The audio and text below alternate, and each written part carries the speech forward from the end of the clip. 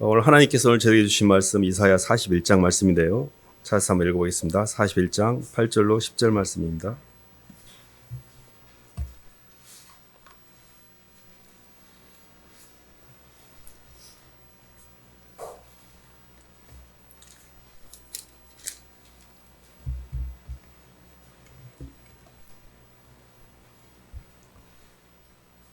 이사야 41장 8절로 10절 말씀 구약 1016쪽입니다.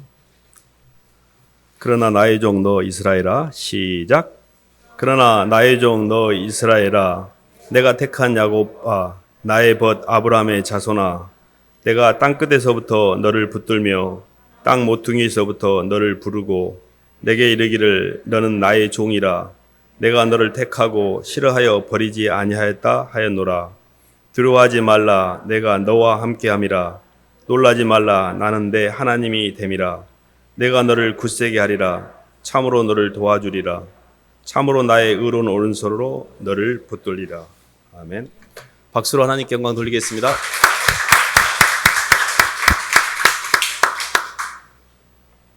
네, 하나님과 동행하는 방법이라는 말씀 제목인데요.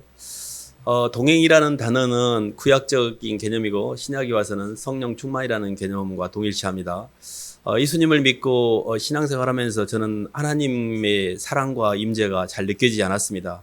항상 간절히 소망되는 건 뭐였냐면 하나님이 나랑 함께 한다는 걸 어떻게 느낄 수가 있지? 하나님 안 보이는데 정말 하나님이 나랑 함께 한다는 걸 느끼기만 한다면 너무 좋을 것 같은데 그래서 예수님 믿고 얼마 되지 않아서 이사야 41장 10절 말씀을 알게 됐는데 이걸 굉장히 많이 외우고 이 말씀을 많이 묵상했던 기억이 납니다. 두려워 말라 내가 너와 함께함이라.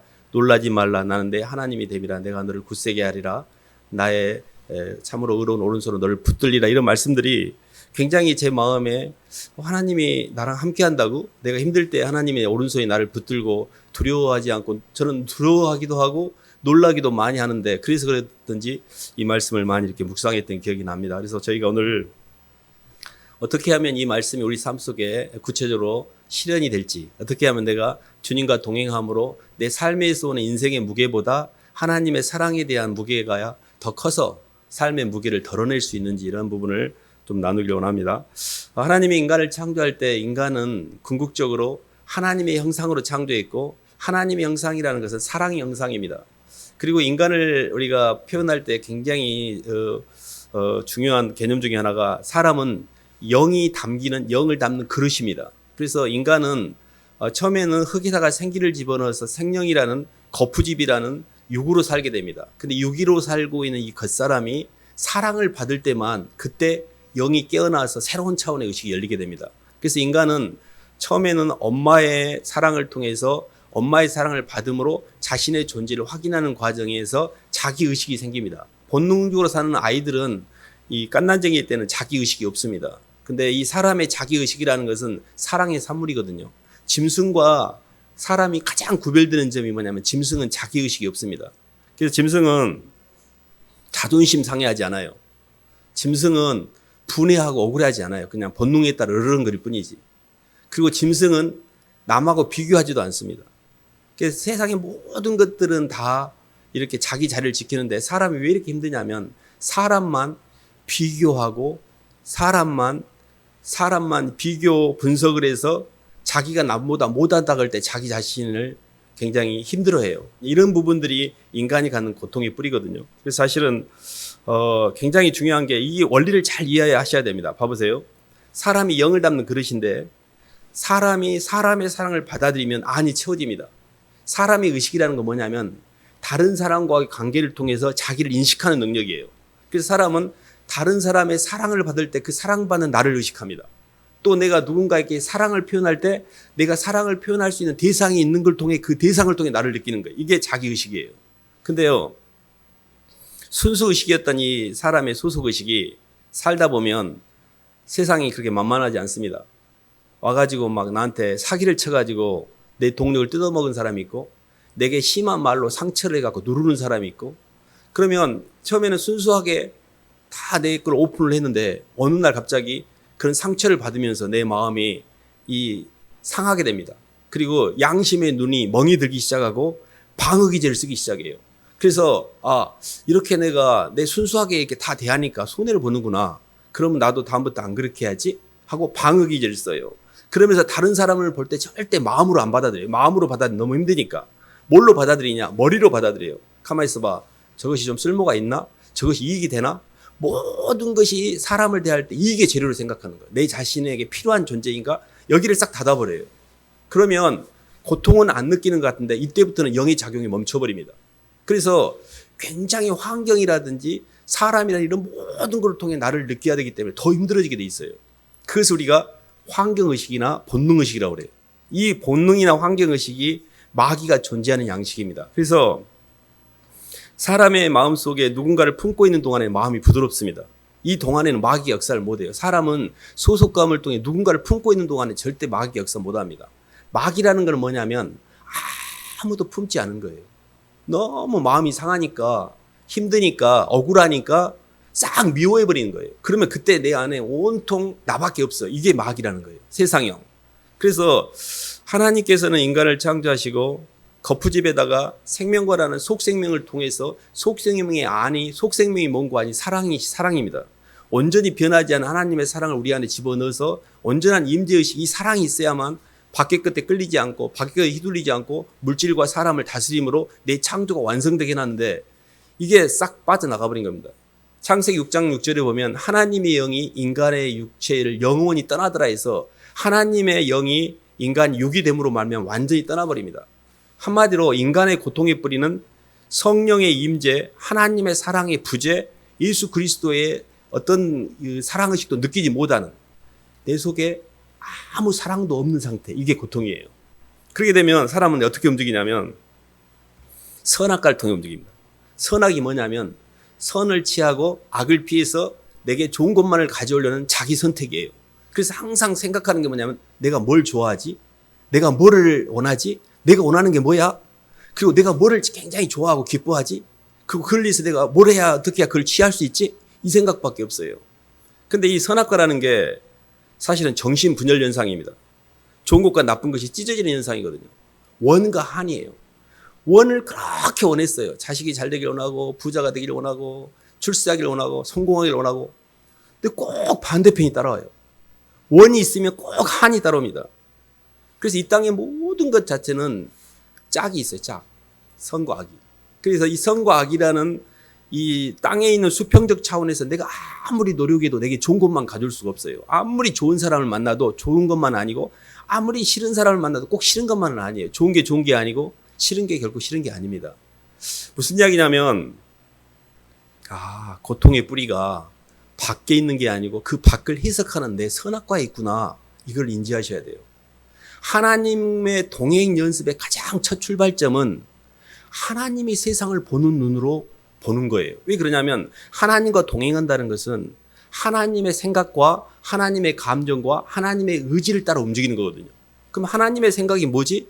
하나님이 우리를 지금 힘들게 하려고 이렇게 하늘과 땅을 지어놓고 선악과 따먹게 해놓고 이렇게 하신 게 아니에요. 하나님이 너희를 향한 나의 생각은 안 하니 재앙이 아니고 생명과 평안을 준다 그랬잖아요. 영의 생각은 생명과 평안이라고 그랬습니다. 그래서 저희가 잘 아는 말씀인데요. 한 말씀 찾아볼까요? 잠언 3장 한번 봐보겠습니다.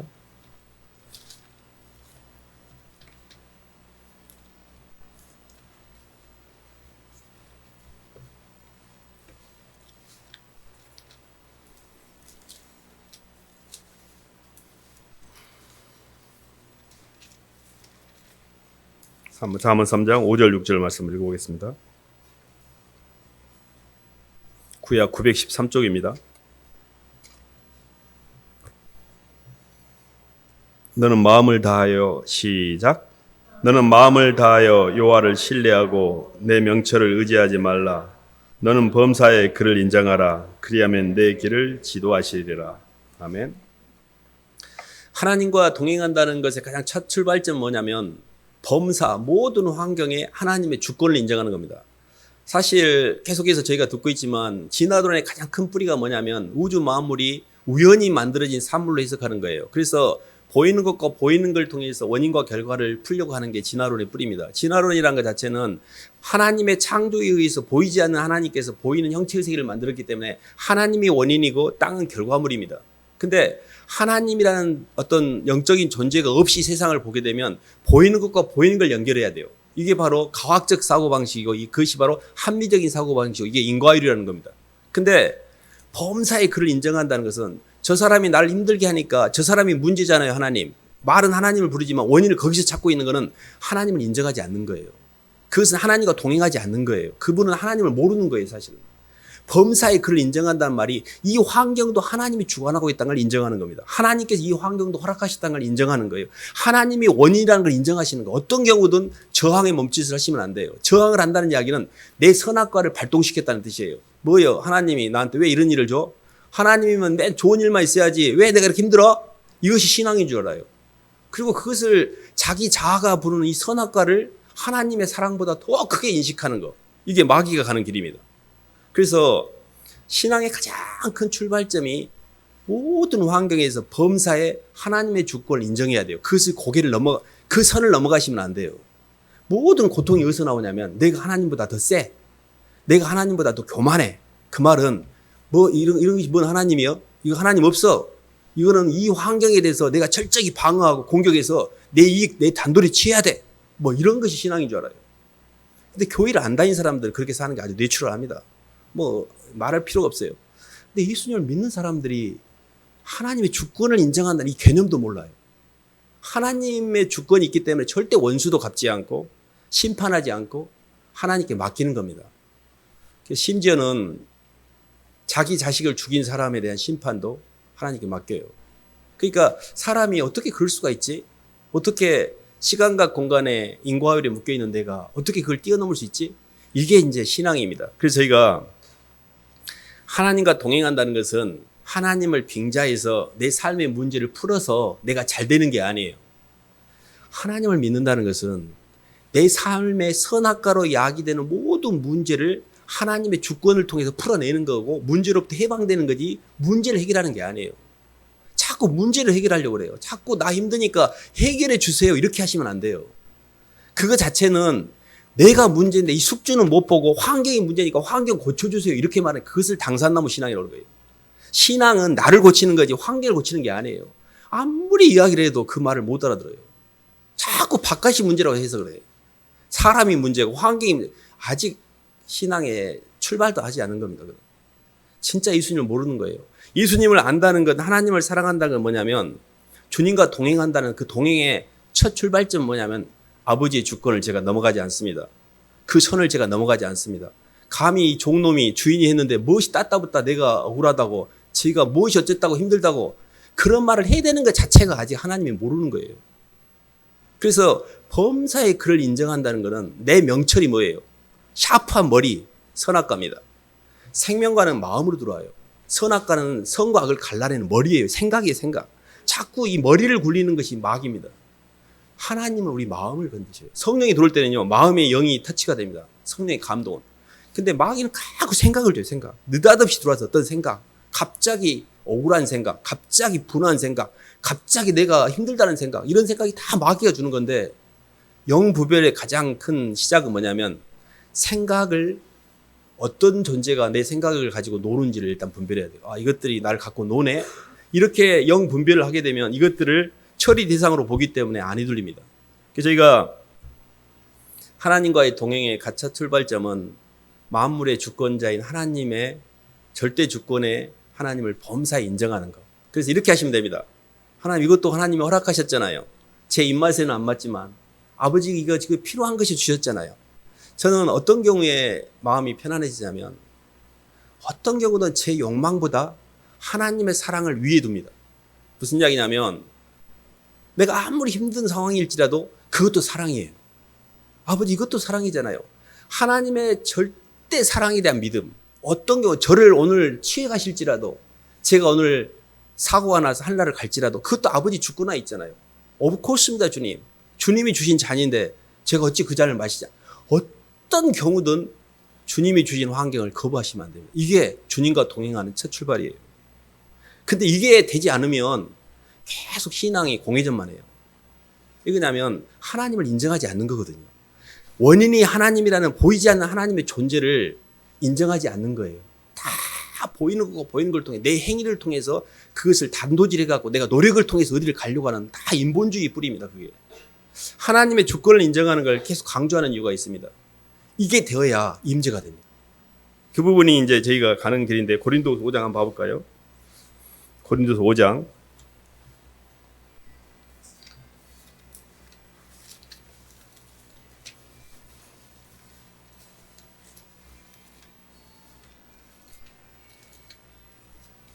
고린도서 5장 14절로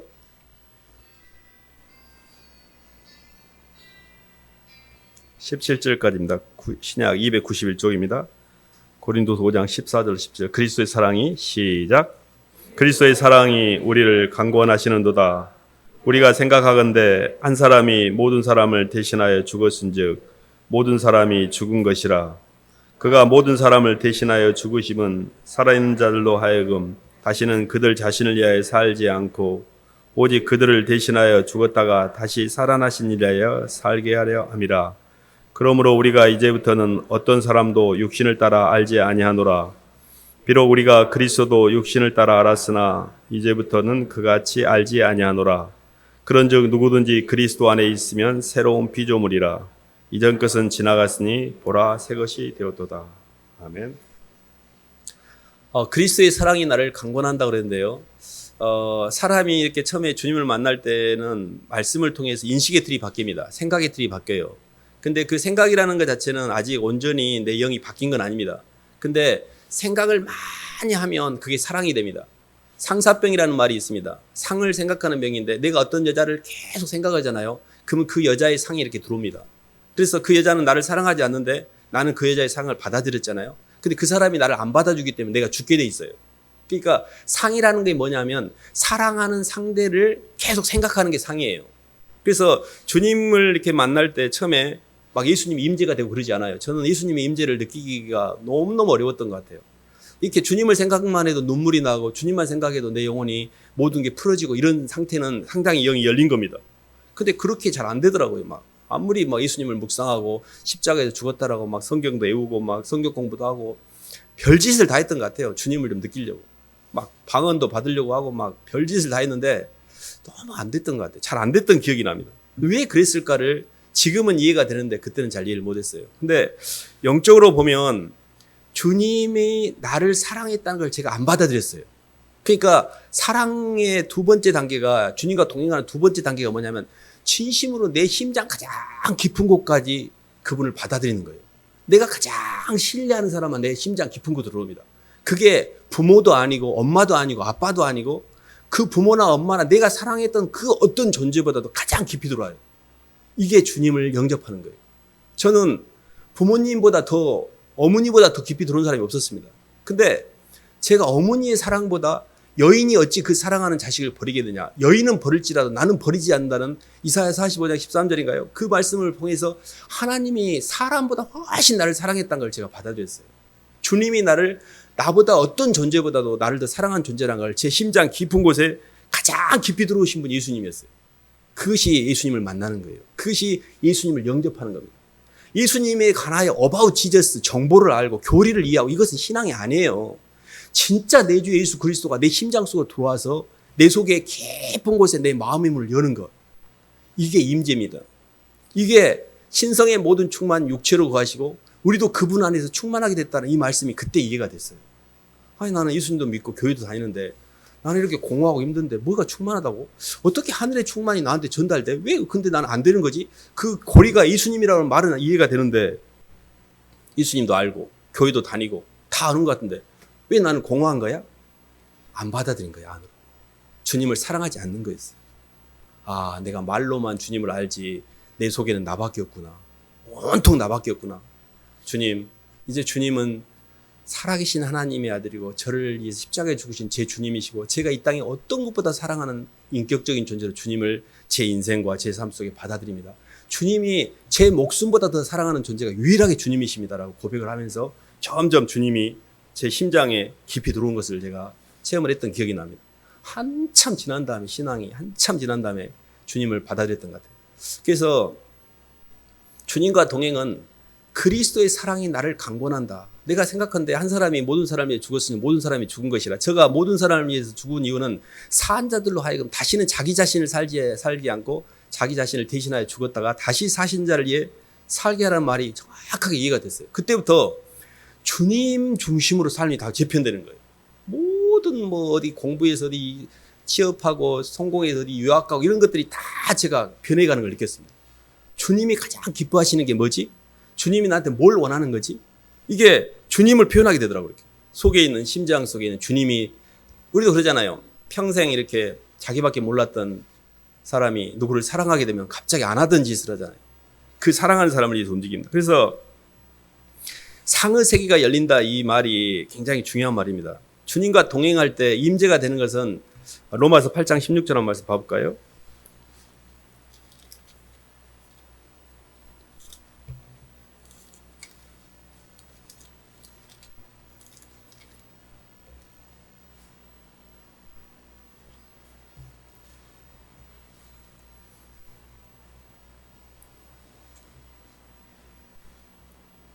로마서 8장 14절부터 16절까지 읽어보겠습니다.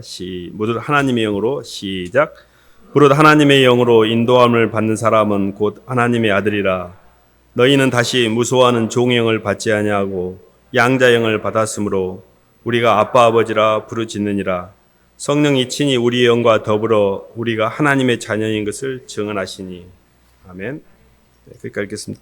성령이 친히 우리와 더불어 하나님의 자녀인 것을 우리에게 주신다 그랬고, 예수님을 내 마음의 진심으로 이렇게 받아들이면 그때 아들의 영, 양자의 영이 우리 속에 들어와서 아들 하나님 아버지를 아버지라 부를 수가 있고, 주님 앞에 섰을 때, 저는 이렇게 예수님 앞에 섰을 때 제 인생의 무게를 다 달 때 처음에 신앙 초기는 두려움밖에 없었던 것 같아요. 하나님, 나 무서운데요. 내가 온전히 구원받았을까? 내가 이 땅에서 사는 동안에 온전히 행했을까? 주님을 보는 게 굉장히 두려움이었어요. 근데 주님을 깊이 받아들이면서 주님과 동행하면서 주님을 만나는 게 소망이 됐습니다. 주님 보고 싶어요. 만나고 싶어요. 주님을 만난다는 생각을 하는 거지. 옛날에는 무서웠는데 지금은 그러지 않습니다. 주님에 대한 그리움과 그분을 다시 뵐 날을 기다리는, 주님의 재림에 대한, 이 땅에서 주님을 바라보는, 그러니까 내 속에 예수 그리스도를 온전히 사랑함으로 내 모든 허물과 죄가 주님께서 대속하셨고 도말하셨기 때문에 내 죄가 나를 죄로 끌고 가지 못한다는 걸 알기 때문에 그 두려움이 조금씩 사라지기 시작했어요. 그 두려움의 뿌리가 뭐냐면 우리의 죄성입니다. 하나님, 나 이렇게나 죄 많이 지었는데, 하나님, 나 회개도 다 못했는데 지금 죽으면 어떡하지? 주님 앞에 창피하고 부끄러워서 어떡하지? 나 지금 주님 오시면 안 돼요. 막 이렇게 생각했던 적이 있었던 것 같아요. 주님 좀 이따 오세요.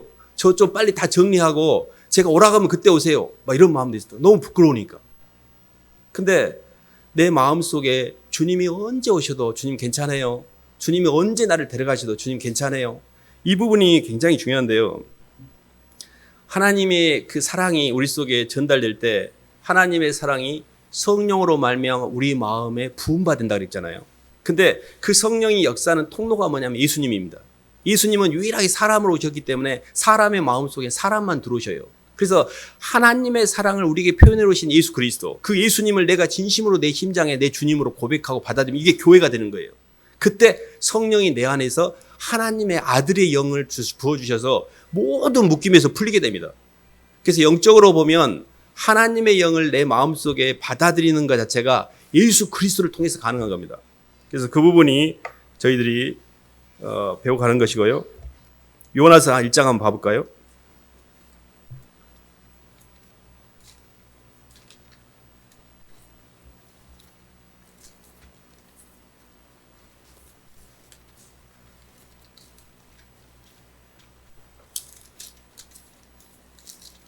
구약 1287쪽입니다.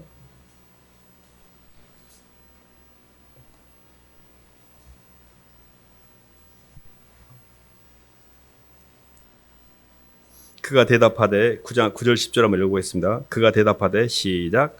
그가 대답하되 나는 히브리 사람이요 바다와 육지를 지으신 하늘의 하나님을 여호와를 경외하는 자로라 하고 자기가 여호와의 얼굴을 피함인 줄을 그들에게 말하였으므로 무리가 알고 심히 두려워하여 이르되 네가 어찌하여 그렇게 행하였느냐 하니라.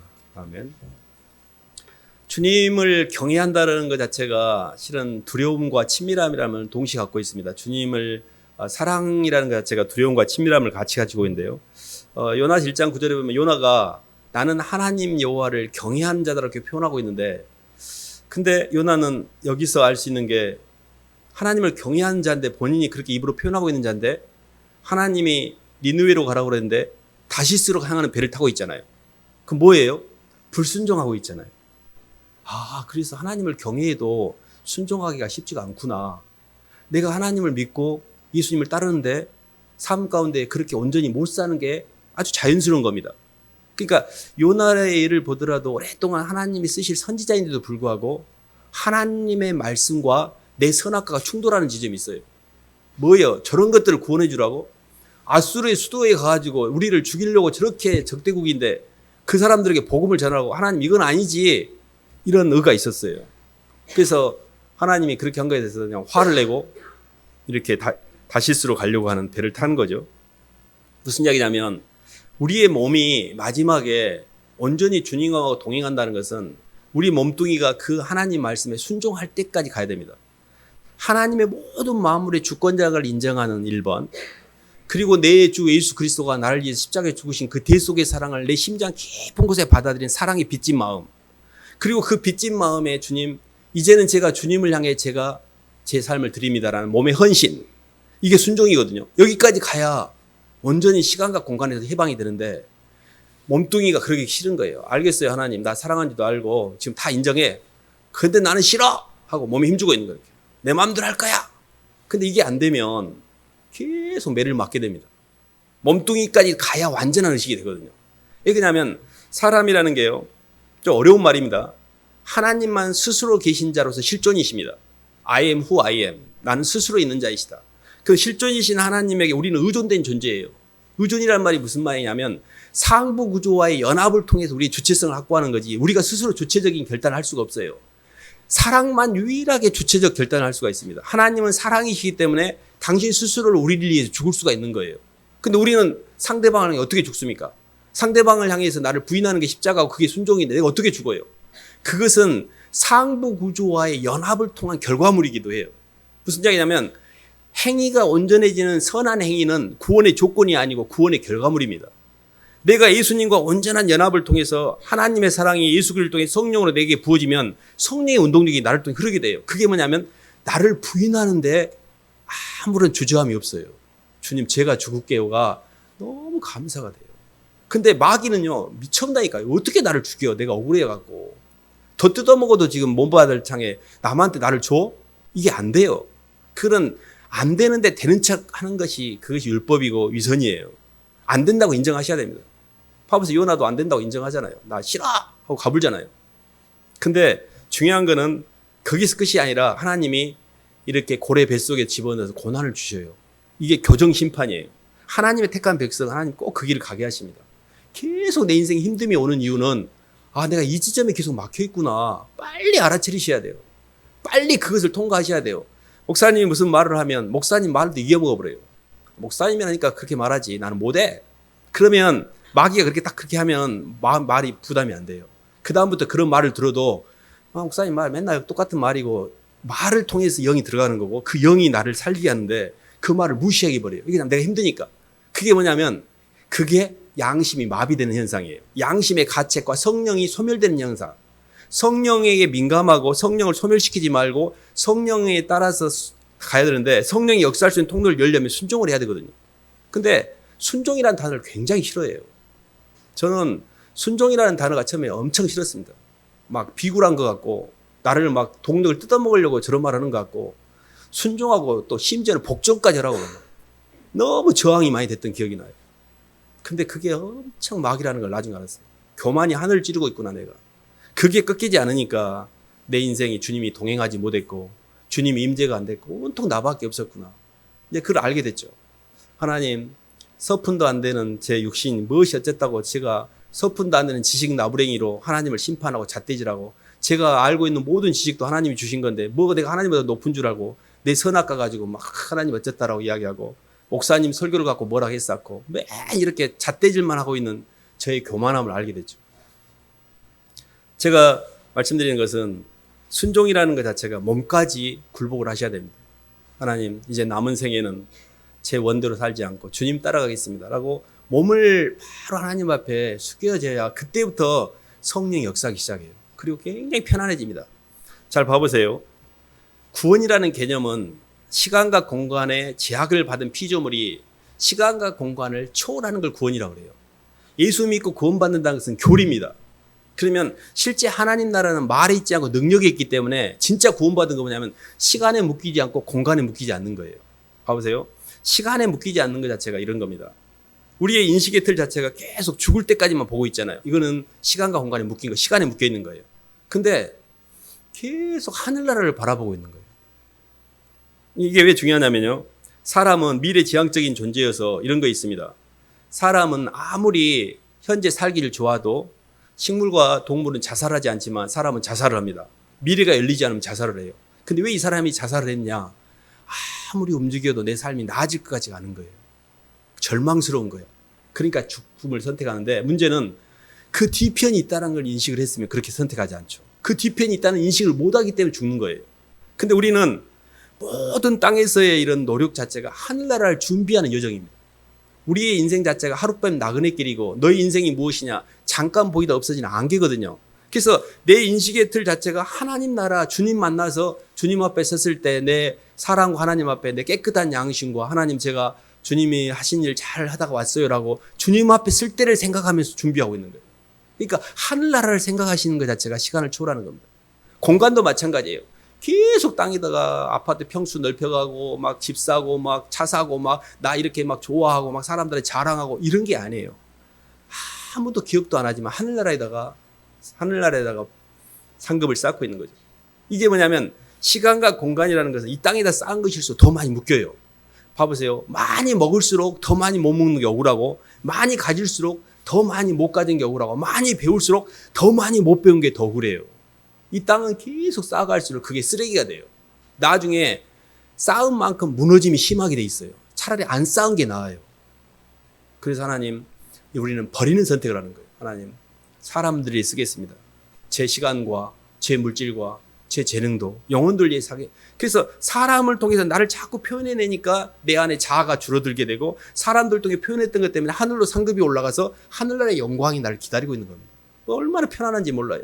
이 땅에서 사람들 때문에 내 자아를 처리할 수가 있고 그 자아가 처리한 것 때문에 하나님의 성령이 내게 부어짐으로 하늘나라가 더 선명하게 보이는 거예요. 이렇게. 주님과 동행한다는 것은 이런 겁니다. 하나님이 세상을 보는 관점으로 세상을 보는 것이고 하나님의 세상에 품고 있는 이 마음으로 세상을 마음으로 보는 거고 주님이 가신 길을 따라가서 가는 것이 주님과 동행하는 길입니다. 이것이 우리가 살아왔던 겉사람의 입맛하고는 안 맞아요. 근데요.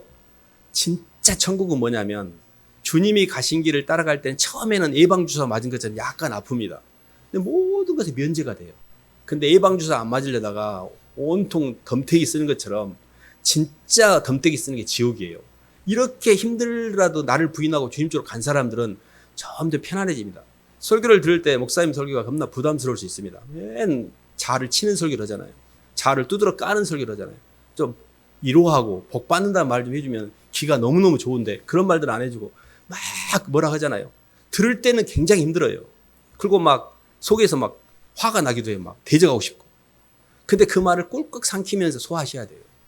제가 하나님 그 선을 넘지 않겠습니다. 잘 소화하셔야 돼요. 그래야 내 영혼이 편안해져요. 그게 영적인 설교는요. 절대 입에 달지 않습니다. 정말 힘들어요. 정말 힘들고 정말 내 영혼이 너무 부끄러워서 막 숨어불고 싶고 막 얼굴이 불그락불그락하고 막 목사님 나를 다 알고 이야기하는 것 같고 막 속에서 막 난리예요, 난리. 근데 그런 세월들을 이렇게 쭉 가면서 통과하다 보면 내가 영이 조금씩 열리기 시작해요. 아, 지금 내가 번지수를 잘못 잡았네. 내가 지금 방향을 잘못 잡았구나. 가장 본질적이고 근본적인 걸 해결해야지 밖에 있는 것들 몇 가지 고치는 것은요. 아까진기 바른 거와 똑같아요. 이게 뭐 상처가 났는데 수술을 해야 될 상처인데 빨간 약 바르고 그냥 냅둬본 거와 똑같아요. 그래서 저는 주님과 동행하는 과정에서 이런 소망이 있습니다. 점점 만물의 주권을 인정함으로 아버지가 하셨는데 어른이 알아서 하실 것인데 왜 내가 걱정하지? 두려움이 없어져요. 만물의 주권을 인정하니까. 그리고 주님이 나를 사랑하신 사랑을 많이 받아들임으로 마음이 많이 부드러워지고 조금만 내가 이렇게 기도를 해도 눈물이 나고 죄송하고 그렇습니다. 그리고 내 손발이 주님 썩어 문드러질 삭신 제가 죽는 날까지 더 섬기고 더 움직일게요. 이렇게 점점 말씀을 따라 내 자신을 자꾸 들여가야 돼요. 그러다 보면 어느 순간에 열쇠를 열 때 웍이 안 되는 것 같아요. 나는 왜 안 되지? 안 되지? 착 하고 열릴 때가 있어요. 그게 안 되는 게 아니라 안 되는 것도 되어가는 과정입니다. 자꾸 가다 보면 언젠가 차야 돼요. 이렇게 생각도 내 안에 주님의 사랑의 임재도 내 운동력도 그 분량이 차야 돼요. 그래서 사실은 이 말씀과 기도와 십자가 이게 항상 하는 말이지만 저희들이 영적으로 가는 길 가운데 꼭 가야 될 이정표와 똑같습니다. 하나님 말씀으로 해석하고 주님께 맡기고 그리고 주님 제가 기꺼이 십자가를 질게요. 이 이정표를 따라가는 거예요. 가다 보면 점점 주님이 선명하게 보여요. 그 주님을 만난다는 게 두려운 게 아니라 기대가 돼요. 주님 정말 감사해요. 이제 주님께 가요. 이렇게 주님 본 나를 이렇게 멀리 보면서 한 걸음 한 걸음 가는 게 신앙의 여정입니다. 그래서 저는 이 주님이 오늘 그랬잖아요. 두려워 말라. 내가 너와 함께한다. 놀라지 말라. 나는 네 하나님이다. 그래서 처녀가 잉태하여 아들을 낳으리니 그 이름을 임마누엘이라 하라. 이는 하나님께서 우리와 함께하시다. 임마누엘 하나님, 임마누엘 신의식, 하나님이 나와 거처를 함께하고 계셔요. 성령이 하나님의 사랑 예수 그리스도를 통해서 성령으로 내 안에 안속에 들어와 있는 겁니다. 너희 몸이 하나님의 성전인 것과 하나님의 성령이 너희 안에 거하신 걸 알지 못하느냐. 모든 신앙의 가장 핵심은 뭐냐면 하나님의 성령이 우리 안에 함께 동행하는 거예요. 이것을 느끼고 이 성령이 어떻게 하나님이 나를 온전히 통치하도록 나를 주님 앞에 굴복시킬 것인가의 여정이 우리의 신앙의 성숙도거든요. 그렇게 가다 보면 점점 열매가 나타납니다. 사역의 열매가 나타나고 인격의 열매가 나타나요. 성령이 온전히 나를 처리하게 되면 성령의 열매 통해 마음이 많이 부드러워져요. 편안해집니다. 그리고 나를 통해 사람들이 생겨나기 시작해요. 그래서 이사야 41장 10절 말씀 오늘 하나님이 우리 주신 말씀인데 좀 이렇게 암송하셔가지고 평소에도 힘들면 두려워 말라. 두려움이 올 때마다 두려워 말라. 내가 너와 함께 하님이라. 놀라고 깜짝 놀랄 때만 놀라지 말라. 나는 내 하나님이라. 내가 너를 굳세게 하리라. 참으로 너를 도와주리라. 참으로 나의 의로운 옷으로 너를 붙들리라. 그 말씀을 많이 묵상하고 계속 기도해 보세요. 그리고 하나님, 저는 왜 이렇게 두려워하고 왜 이렇게 놀랄까요? 조금만 뭐래도 막 사람 옆에서 큰 소리만 쳐도 놀래고 이럴 때가 있습니다. 그때마다 말씀을 암송하고 말씀으로 자꾸 마음을 채우면 점점 주님의 임재를 통하여 사람을 의식하는 게 금방 없어집니다. 그리고 편안해지고. 그래서 주님과 잘 동행하시기를 주님 이름으로 축원합니다. 하나님 아버지 감사를 드립니다. 하나님 저희를 하나님 형상으로 빚어서 하나님의 영광을 위해 쓰시려고 저희를 부르셨지만 하나님 저희가 아직도 마음에 주님보다도 세상을 더 사랑하고 주님보다도 세상형을 더 마음에 담고 있어서 하나님 표현이 안 될 때가 많습니다. 그럼에도 불구하고 저희를 포기하지 아니하시고 끝까지 인내하시고 견디시며 사랑으로 섭리하신 것 감사를 드립니다. 하나님 주님을 더 깊이 사랑하고 그 사랑의 마음을 느끼고 누리고 이제 그 사랑의 빚진 마음을 표현하기를 원합니다. 하나님 성령으로 인도해 주시고 주님께 가는 날까지 저희를 잘 붙들어 주시옵소서. 예수님 이름으로 기도드립니다. 찬송가 490장입니다.